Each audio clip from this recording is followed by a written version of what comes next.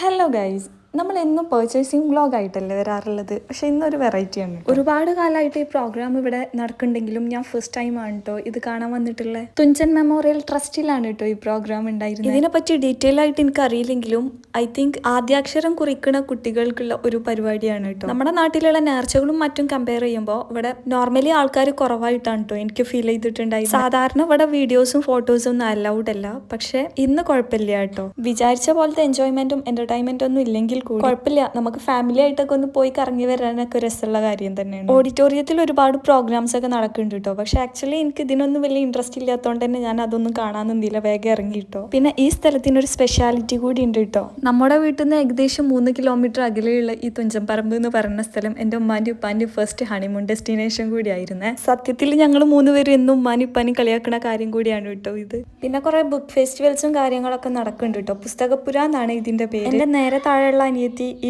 പുസ്തകപ്രേമി ആയതുകൊണ്ട് തന്നെ അവിടുന്ന് ഒരു പുസ്തകം നമ്മൾ എടുത്തു കേട്ടോ. നൂറുൽ മുനീറുൽ പൂർണ്ണാനന്ദാണ് കേട്ടോ നമ്മൾ എടുത്തിട്ടുണ്ടായി. ഈ വ്ളോഗ് ഭയങ്കര ബോറടിയാണ് എന്നൊക്കെ അറിയാം. അപ്പൊ അടുത്ത വ്ളോഗിൽ അടിപൊളിയാക്കാം കേട്ടോ.